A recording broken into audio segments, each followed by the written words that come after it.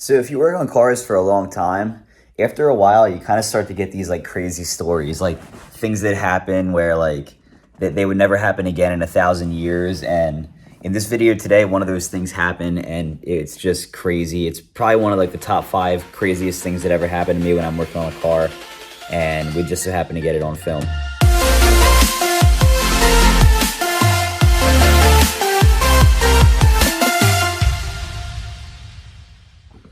So a good buddy of mine knew I was looking for a small block for my 64 Chevy, and if you don't know what happened to that, I'll summarize it using my last video. What the hell? What's the worst that can happen? It already blew up. It might be my fault. So my friend says, yeah, I have one for you. You got to help me pull it, but I have one for you. So I say, okay, yeah, I'll come over, I'll help you pull it and all that stuff. And it looked a little beat up just from sitting there, but it had really low mileage on it. Yeah, I figured, what the hell?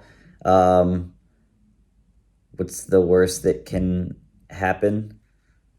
I don't know. I don't even want to say it anymore because things just keep happening. So I was up at the front of the car. I started like taking some things apart so we can get it out. And he goes, dude, holy shit. So I'm just kind of thinking like, I don't know, maybe like the parking brake wasn't set or something stupid like that maybe.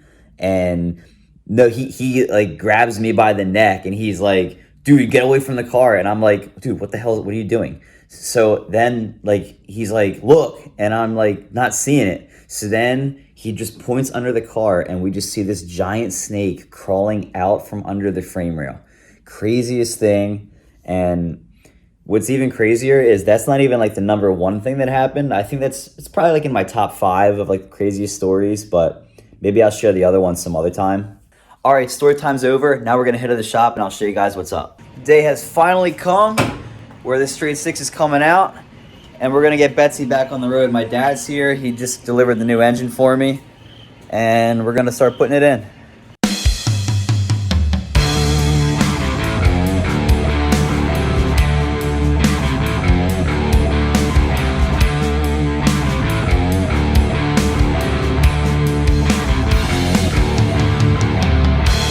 All right, so me and my dad just got the engine in the shop. Finally, it took a little longer than planned, but that's how it always goes. So now I'm just gonna start tearing this thing apart and we're gonna make it look new.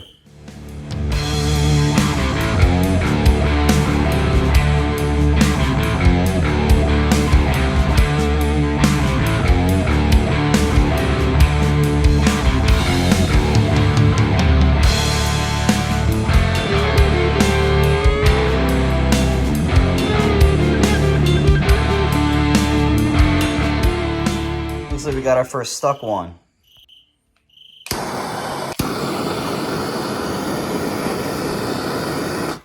If you've ever done this trick, you better like this video right now.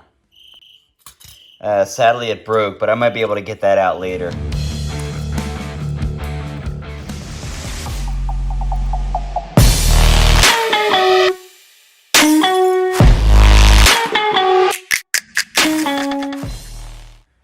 Alright, the time has come to put the small block into Betsy. Now I got a really nice looking engine and everything's all nice. It's got new gaskets inside of it. Everything's cleaned up. The cylinder walls looked good. So I feel a little bit better about it now. Now there really is just no reason it's not going to run. So here goes.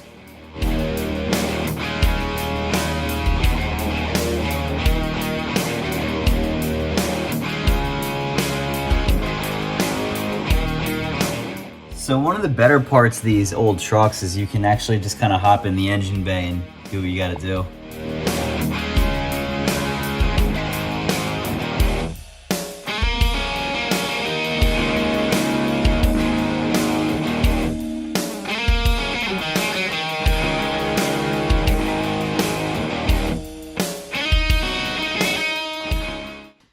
That is the first time I have ever pulled an engine out and pretty much completely maxed out the height on that. As you can see, it was kind of close quarters clearing that. Kind of had to finesse the hood a little bit. As I said earlier, I had to get the top 2 bolts out just to get it to go up that high, but I did it myself and, well, it worked. All right, well, the engine's out. But that's not why I'm tired, because now we got to take the transmission out, and this transmission is not really supposed to be in this truck. So it's really heavy, and you kind of have to like finagle it to get it in there, or at least that's what my friend tells me. All right, so those transmission bolts are giving me a little bit of trouble, specifically on the U-joint, but luckily we have technology. So it looks like that did the trick. Getting the last cap bolt off now. They're just these little guys, so whenever you take them off, you always worry if you're gonna break them or not. But those came off. Now I gotta find out how to slip this drive shaft out. There's usually a little bit of play in them, but this one's kind of weird because it looks like it's one of those two-piecers because I got the trailing arm suspension. I think I'm gonna have to undo that, and then once I do, this will be able to slip a little bit, and then I'll have that 2 inches of slack, hopefully. All right, as you could imagine, took a little bit of finessing to get the drive shaft out of the way. It looks like it's right here. U-joint's still in good shape. Could use a new grease. Other than that, yeah, there's 4 bolts holding what's left of that transmission in, and then after that, I gotta find a way to get it out.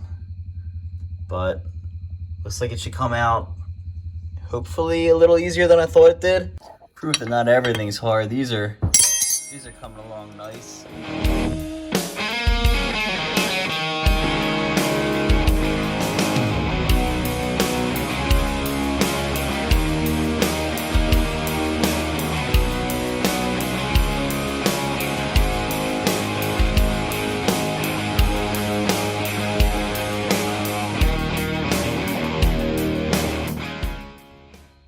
Oh man, ever since that blew up, I knew I was gonna dread this job because I looked underneath it and, well, you guys already saw it. All right, so we're gonna see if they have 1 7/8 of an inch sockets here. And if not, I have some real southern ideas about how we're gonna get that thing off.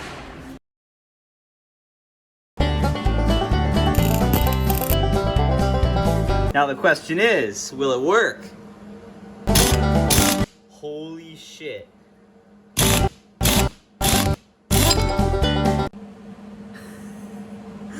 This is one of my favorite parts to do in car shit, is when you're pretty much out of options, or not totally out of options, but like you're on one of the last ones and something you made yourself does the fucking job.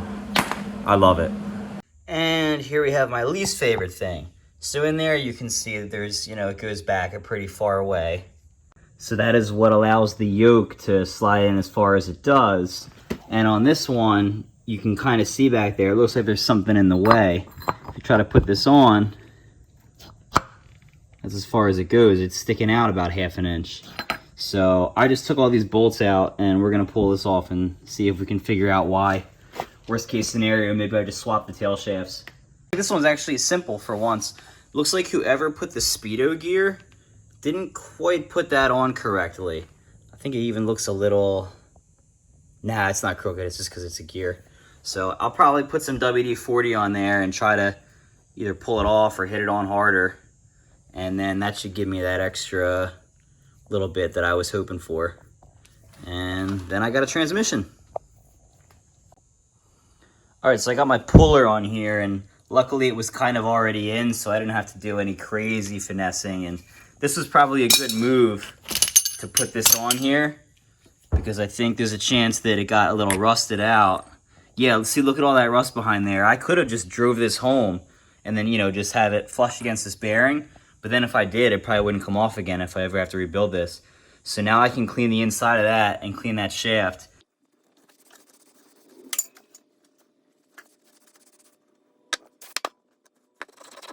All right, so we got that all clean. Now I'm just gonna put a little bit of anti-seize on there, something that the builder did not do. Whoever built this trans. This is a rebuilt unit, by the way. I know it looks kind of old, but... Ooh, look at that. Remember how hard this was to get on? Yeah, not anymore. Look at that. And just so we're going to do a test fit. Here's the yoke. And the front of this should sit pretty much flush with that. So let's see if we get that going on here. Perfect. All right, so we got that all set up, and I had to torque that down to 100 foot-pounds. And now we're gonna have to put this thing back in, and if you remember how we took it out a little earlier, it doesn't look fun. All right, so I'm choosing not to show most of this because, to be totally honest with you guys, it's a pain in the ass. But basically I have my hoist up top holding one bolt on the front of that, and I'm ever so slightly adjusting it with my engine leveler, which you can kind of see right there. So all I have to do is safely get that back about another inch or two, and then it'll be between these two cross members, and then I'll be able to kind of finesse it into position, because right now it's completely sideways. Another thing I can do in the future, if this ever has to come out again, is I'm probably just gonna cut this cross member here and then pull it out if I need to service it or something again. Hopefully not. Let's just not go there, all right? But I could just cut this and then make it about 4 inches lower. All right, so it's finally in position, and thank God I didn't film it, because any professional transmission builder probably would have cringed. And I'm gonna put the bell housing on, and then hopefully we can get this truck back together. All right, guys, I think I'm gonna go home for the night.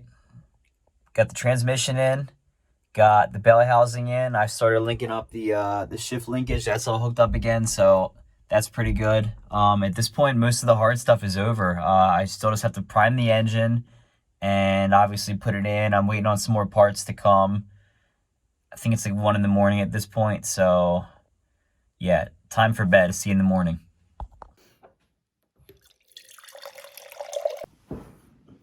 All right, so I promise this isn't gonna turn into a fitness channel, but today we got scrambled eggs, ham, cauliflower rice, and broccoli. So I'm really looking forward to this.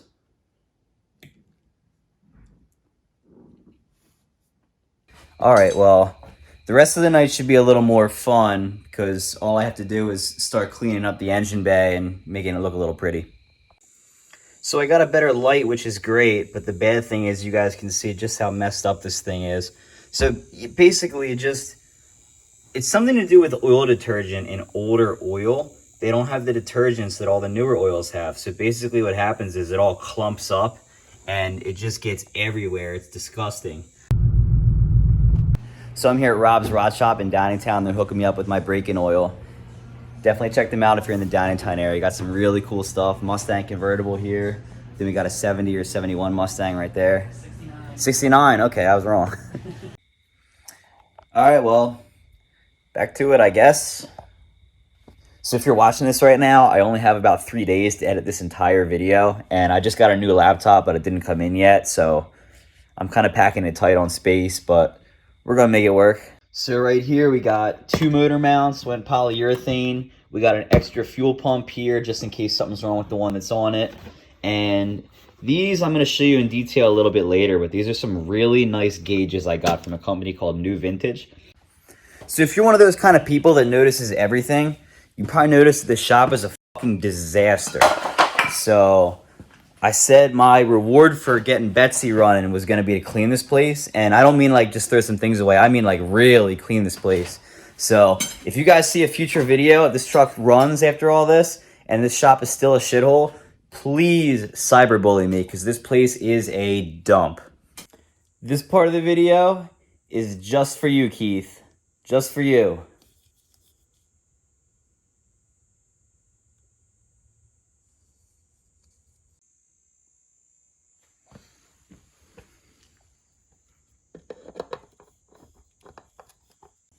All right, so we just finished priming the engine, just got the distributor in, pointed straight forward.